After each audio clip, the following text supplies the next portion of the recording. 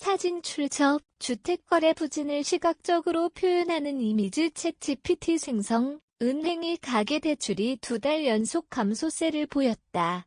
주택거래가 둔화하면서 주택담보대출, 주담대, 은 소폭 증가에 그친 반면 명절 상여금 지급 등의 영향으로 신용대출을 포함한 기타 대출이 큰 폭으로 줄어든 결과다. 전문가들은 주택 매매가 부진한 만큼 이를 일정 시차를 두고 반영하는 주담대 증가세도 당분간 둔화할 것으로 전망하고 있다. 가계대출 5천억 원 감소.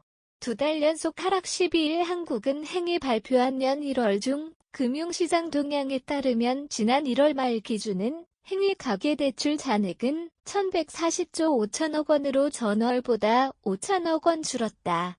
이는 지난해 12월 4천억 원 감소에 이어 2개월 연속 감소세를 기록한 것이다.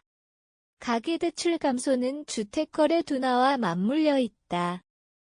주택담보대출이 소폭 증가하는 흐름을 보였지만 신용대출을 비롯한 기타 대출이 큰 폭으로 줄어들면서 전체적인 가계대출 규모가 축소됐다. 주택거래 둔화 대출 수요에도 영향 주택담보대출은 여전히 증가세를 유지했으나 그 속도는 완만한 수준에 그쳤다. 이는 주택거래 자체가 줄면서 주담대 수요도 덩달아 위축됐기 때문이다. 일반적으로 주택매매 거래가 발생하면 2에서 3개월 후 주담대 실행이 본격화하는 점을 고려할 때 당분간 주담대 증가세는 제한적일 것으로 보인다. 한편 신용대출과 기타 대출은 큰 폭으로 감소했다. 연초 성과급 및 명절 상여금 지급 등으로 가계의 자금 유동성이 일시적으로 개선된 것이 영향을 미친 것으로 분석된다. 또한 금리 인하 기대감 속에서 대출 수요가 신중해진 점도 감소 요인으로 작용했다. 향후 전망. 가계대출 둔화 지속될 가능성. 전문가들은 가계대출의 둔화세가 앞으로도 이어질 것으로 내다보고 있다. 특히 주택시장의 거래 부진이 지속되는 한 주택담보대출 수요 역시 제한적일 가능성이 높다.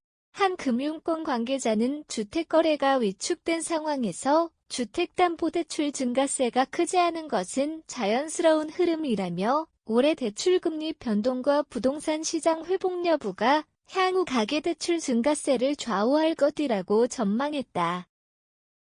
또한 정부의 금융정책 방향도 변수다.